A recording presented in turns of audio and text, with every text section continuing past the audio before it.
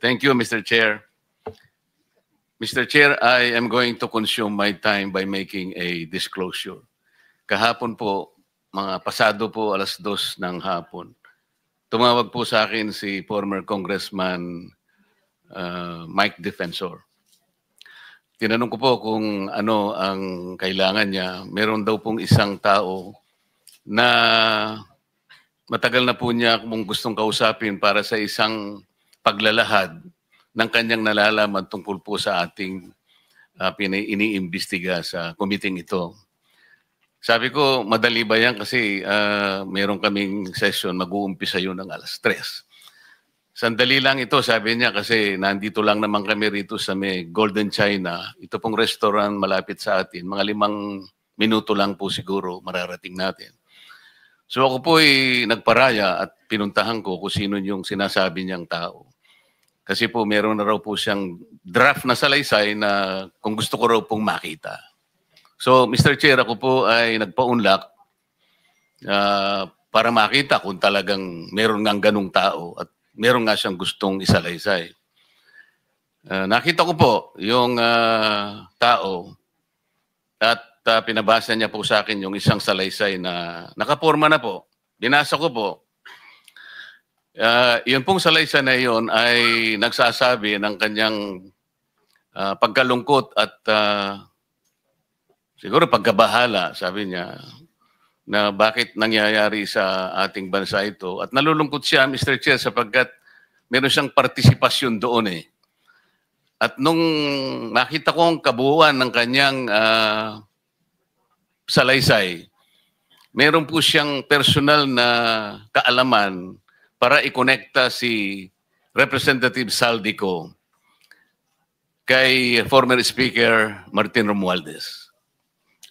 Sabi ko, hindi ako pwedeng magtagal, nabasa ko na ito, hahabol ako sa aming sesyon alas 3. Pero kung talagang ikaw ay voluntaryo mong gustong gawin yan sang-ayon sa iyong nilalahad dito, di sige, i-finalize mo yan at gusto ko, ipanotaryo mo sapagkat hindi po pwedeng hindi notaryado yan. At kung buo ang loob mo at talagang yan ay matagal mo nang iniisip, pumunta ka ako bukas ng umaga sapagkat meron kaming pagdinig. Mr. Chair, nandito po yung tao at hawak ko po yung ilang piraso ng kanyang sinumpaang salaysay.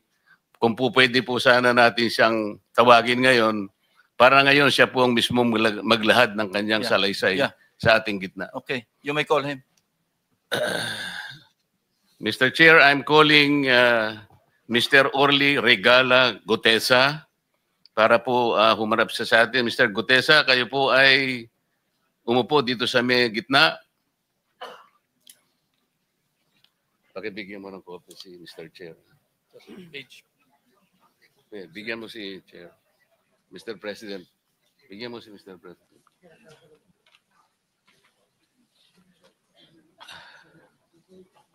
Manatili ka muna nakatayo kasi nunumpa ka.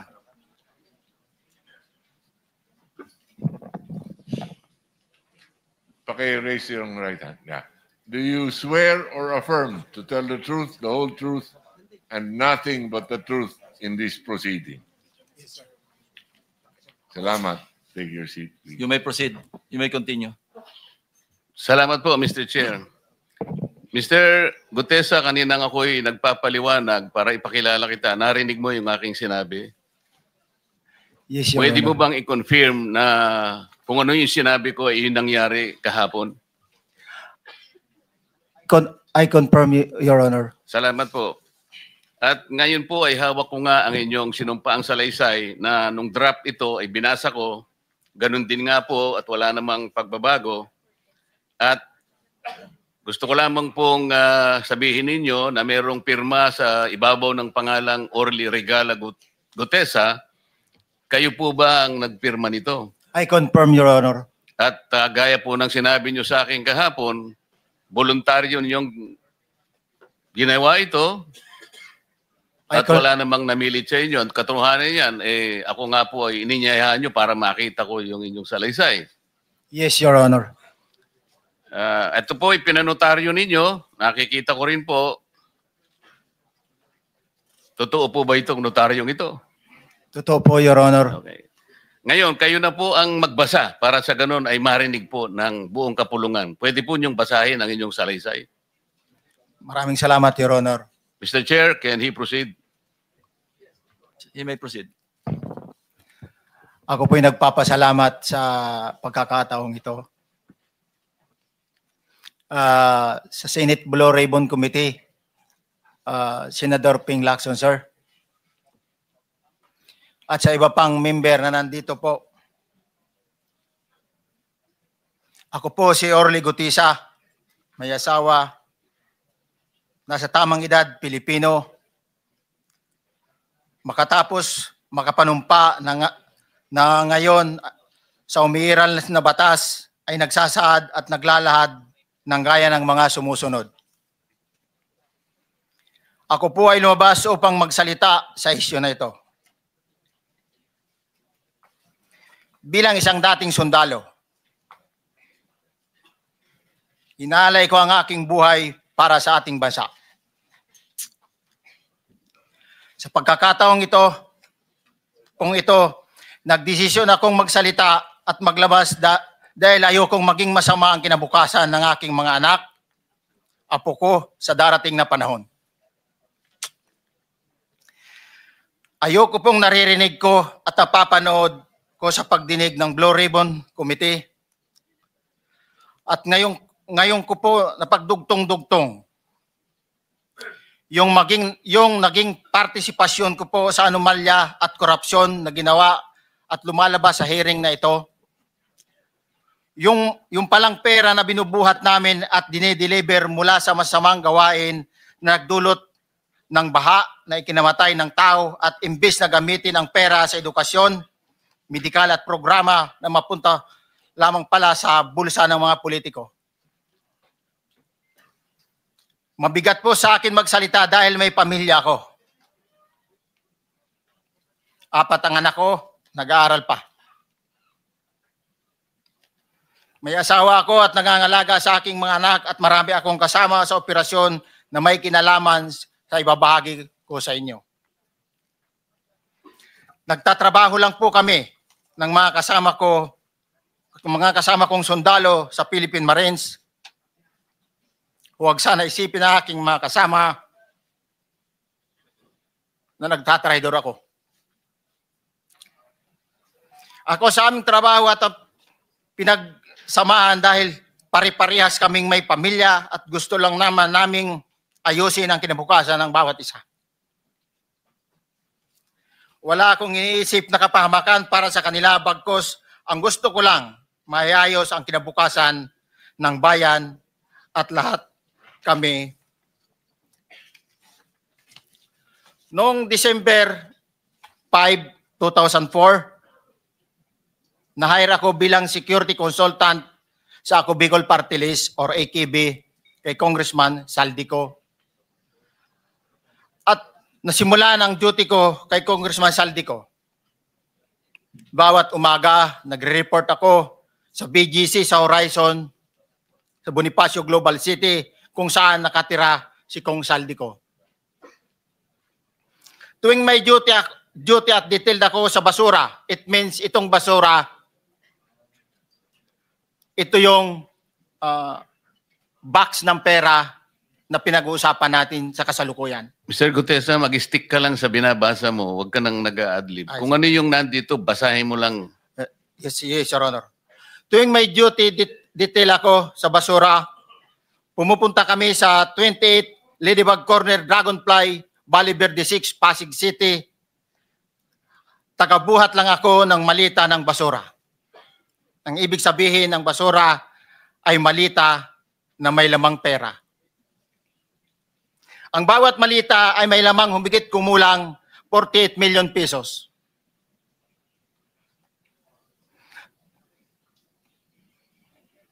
Ang bawat malita ay may post-it na nakadikit na nakasaad kung magkano ang laman ng bawat malita.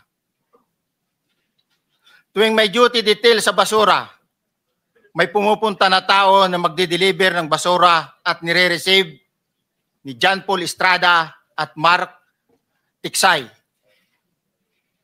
ang mga executive assistant ni Congressman Saldico at sila ang mga detailed sa mga ganyang activities.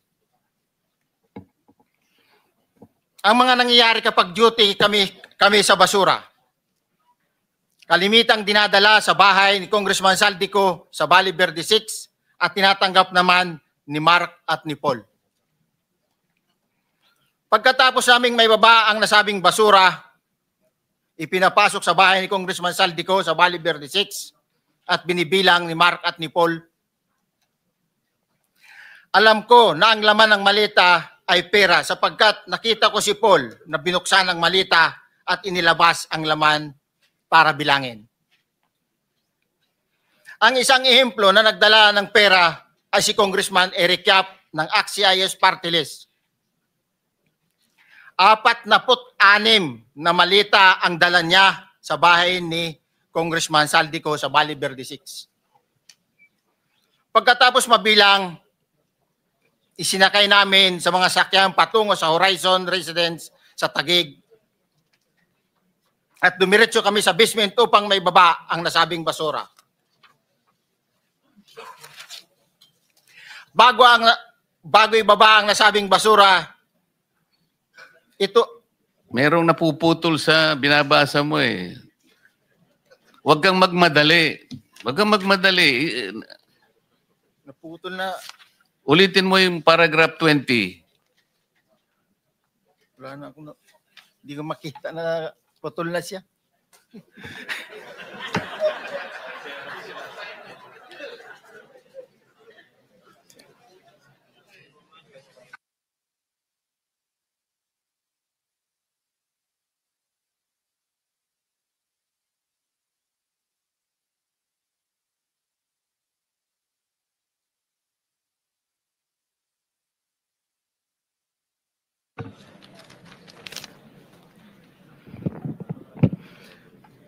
Pagkatapos, mabilang ang sinasakay namin sa mga sakyang patungo sa Horizon Residence, Taguig.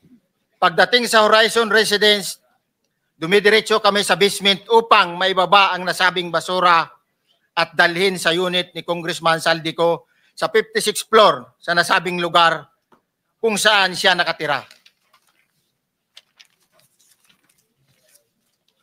Bago ibaba ang nasabing basura, ito ay bawas na.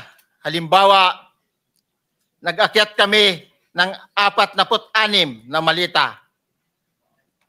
Ibababa lamang namin ay 35 malita para i-deliver sa bahay ni House Speaker Martin Romualdez sa 42 McKinley Street, Taguig. Ang labing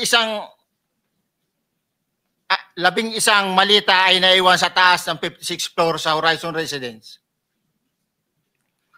Humigit kumulang 3 beses ako mismo ang nag-deliver ng basura sa bahay ni Congressman Saldico sa Horizon Residence at sa mga bahay ni Speaker Romualdez sa 42 McKinley Street, Taguig.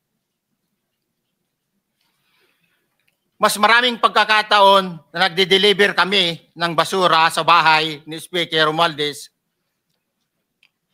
at sa bahay ni Congressman Saldico dahil iba-iba kaming mga nakadetailed na close-in, backup at advance party na nagkakaroon ng rotation. Sa huli, ako po ay nagnanais na mapasailalim sa Witness Protection Program dahil alam ko po nanganganib ang buhay ko at ang aking pamilya sa ginawa kong paglalahad na ito. Sa katotohanan na ang lahat ay nilagdaan ko, ang salaysay na ito ay kusang loob at walang anumang pamimilit at bunsod lamang ng hangarin matulungan ang ating bansa. Ito po ay nilagdaan ko, Your Honor. Thank you, Orly. Before you proceed, meron lang ako papakitang litrato sa iyo, no? I-confirm mo, kasama na rin si Bryce, kung yan ba si Paul na binabanggit mo. I confirm, Your Honor. Yun nga po, Your Honor. Siya po. Okay, so, yeah, for the record, andito po yung litrato nung binabanggit na si Paul Empleyado nito.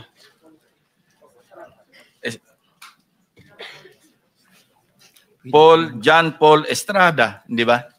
Yes, Your Honor. Oh, sige. Thank you very much. You may continue, Senator Marcoleta. Thank you, Mr. Chair.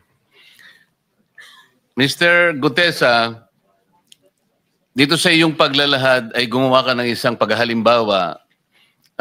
Inihalimbawa mo si Congressman Eric Yap, ngunit isang tagpo lang yun eh. Ikaw ay na-hire ni Representative Saldico, sabi mo rito ay December 5, 2024 pa. Yes, Your Honor. Sa pagkakaalam mo, mga ilang beses kayong gumagawa ng bagay na ito. Ibig sabihin, yung pagdi-deliver ng pera, sa natatandaan mo, gaano kadalas ang pagdi-deliver? Kasi ang ginawa mo kanina ay isang example lang. Pwede mo bang ipaliwanag? Your Honor, minsan kasi pag-duty kami, ang actual ko na delivers talaga sa bahay ni Congressman Romualdez is 3. Tapos pag may duty kami, nagkakaroon ng detailed. Minsan namumonitor ko doon sa group chat namin, may basura tayo deliver. Minsan namumonitor ko siya is 3 times a week ang delivery doon sa Forbes, sa bahay ni Kung Romualdez. Yung pera minsan nanggagaling lang doon sa horizon sa taas, ibinababa. Tapos may detail lang na tao, namumonitor ko naman sa GC namin.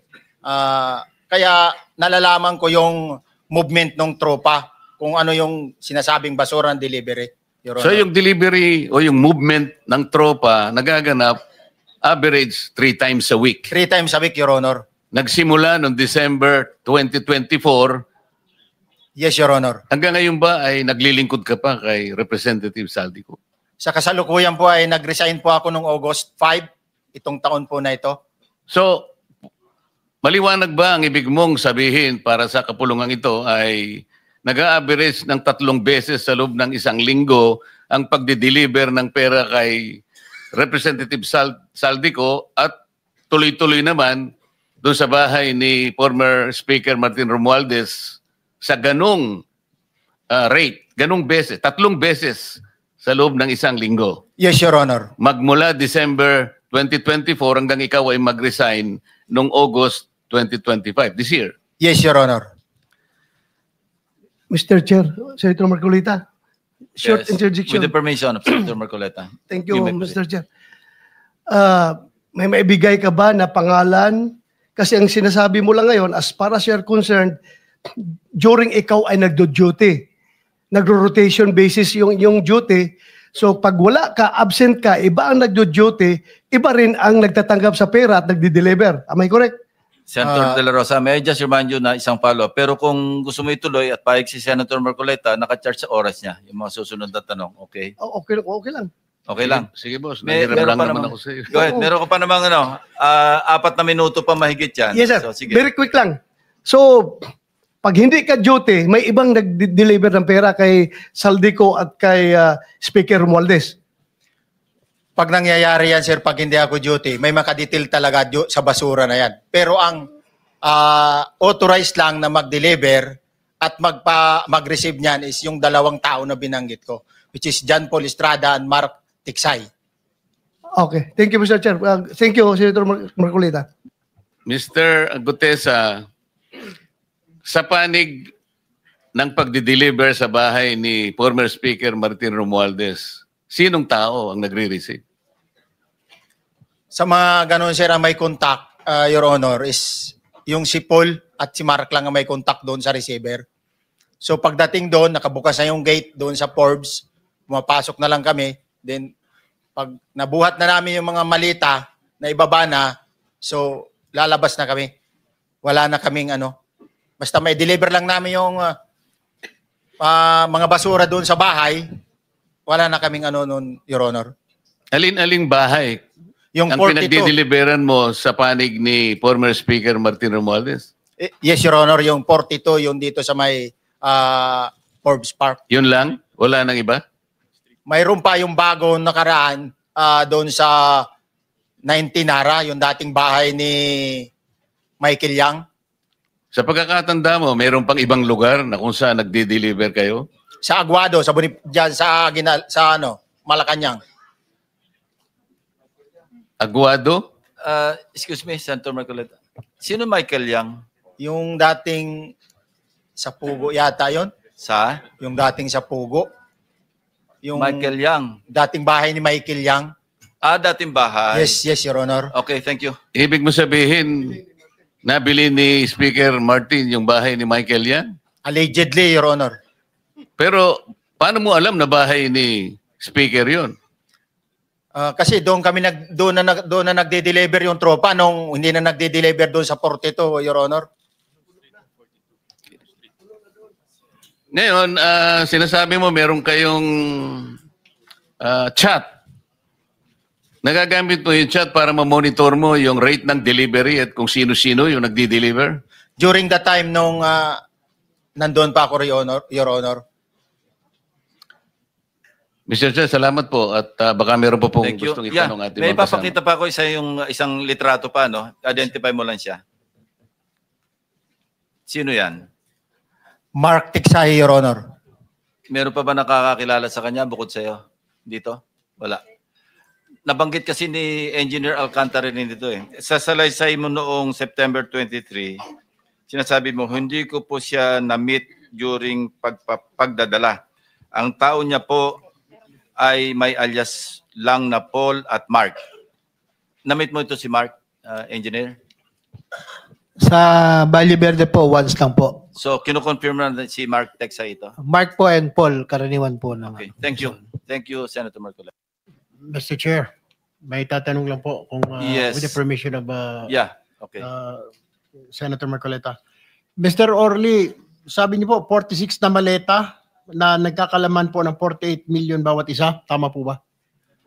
Based doon po sa level nung malita na nakita ko, Your Honor. Paano po nalaman ninyo na 48 million po ang laman ng bawat isa? Kasi bawat malita po, mayroon siyang post-it na nakalagay, may sign na 48. Lahat po yun may 48. Yes, Your Honor. So, yung 46 maleta, 48 million ang laman ay nagkakahalaga po ng 2.2 billion. Alam niyo po ba yan kung 3 times a week ang sinasabi ninyo ang delivery? Based sa my experience, doon lang ako naka-experience ng 46 nung time na yon, Your Honor. Hindi naman po every week or monthly ito. Yes, Your Honor. So at one point, yung 46 na maleta, 48 million ang laman, 46 times 48 million ay 2.2 billion. Excuse me, Senator Marcoleta, paubaya mo na sa kanya yung oras na naiwanan mo, now 1 minute. Isang tanong niya lang. Sige, okay. 2.2 billion. Ganun po yung multiplication eh. Siguro, Your Honor, yun ang lumalabas. So one time lang po ito. One time lang po, yung time ko lang yan nung panahon na na-identify ko si Congressman Yap, Your Honor. Alright, maraming salamat po. Thank you. Yung paghalimbawa mo, kaya mo ginawa dahil yun ang pinakamalaki. Yes, Your Honor. Pero pangkaraniwan, dahil 3 times a week, mga ilan sa tingin mo yung karaniwang na i-deliver? Ilang maleta?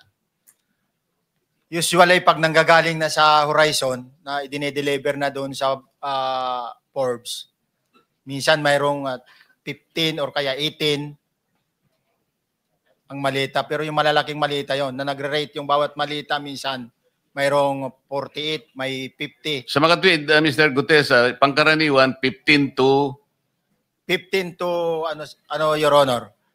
Yun ang average, pangkaraniwan. Yes, Your Honor. Yung nabanggit mong nabigla ka sapagkat malaki, 48, yun lang kay Congressman Eric Yap. Yes, Your Honor. Yun ang time na nakita ko talaga in yung ganung kabalk Okay. yung balita na yun, Your Okay. Honor. Mr. Chair, payagan nyo sana akong magtanong lang ng isang tanong kay Mr. Diskaya. Mr. Diskaya, naalala mo, nagkaroon ka ng supplemental affidavit na binasa mo dito. Medyo mahaba pa nga eh, di ba? Naalala mo yung nakaraan? Ito yung supplemental affidavit mo. Yes po, Your Na Honor. may petsang September 23, 2025. Ito yung nakaraang hearing natin. Yes po, Your Honor. Napansin ko kasi nung pinakinggan ko yung, tiningnan ko sa ating transcript, parang hindi mo binasa yung paragraph 30 na kung saan binabanggit dito yung DPWH Region 1. Chinek ko talaga kaninang umaga, nirecheck ko uli, hindi nasama sa binasa mo ito. Ano ito, nagkamali ka lang o... Your Honor, talagang hindi ko po nabasa dahil masyado na pong mahaba yung ano ko. Yung binabasa ko po. Hindi nga, sabihin mo na nagkamali ka lang, hindi mo sinasadya. Hindi po sinasadya. Pero dito po, wala rin po eh. Hindi nakasulat. Baka nakalimutan pong ilagay, kaya hindi ko po nabasa. Tsaka pinatigil po ako doon sa... Nakatigil... ito, sorry. Nagkamali po ng page. Ito po, 30 po sa Region 1. Meron pala. Oo nga, nandito yung paragraph 30. DPWS Region 1. Yes po, Your Honor. Pero nung checking ko yung transcript, hindi mo binasa ito. Opo, yes po, Honor, kasi mahaba na po. Hindi, nabasa mo yung 31 hanggang 37 eh. Ito nalaktaban mo yung 30. Kaya lang ako nagtataka, kaya tinatanong kita, sinadya mo ba to o nagkamali ka lang? Hindi po, Your Honor, kasi napatigil na po ako noon nung... Hindi nga, sagutin mo, nagkamali ka lang? Hindi po, Your Honor. Hindi po ako nagkamali. Ano nga? Sinadya mo? Hindi po, Your Honor. Bali, ano po, alam ko po parang pinatigil na po ako dito dahil masyado na pong mahaba yung binabasa ko. Hindi, ganito. Pinatigil ka, nung pagpatuloy mo, nakaligtaan mo yung number 30. Nalaktawan mo siguro. Yes po, Your Honor. Yeah. Para maliwanag lang. Oh, Hindi gusto ko lang maliwanagan kasi nabanggit ko na kanina na naimungkahi ko na sana'y tawagin din si Governor Chavit Singson. Baka ka kung may connecta doon sa ano mo, baka ka kung sinadya mo. Ngayon, kung sasabihin mong nagkamali ka lang, tatanggapin ko yon. Your Honor, hindi po ako nagkamali. Naalala po, hindi lang po nabasa. Okay. Salamat, Mr. Chair.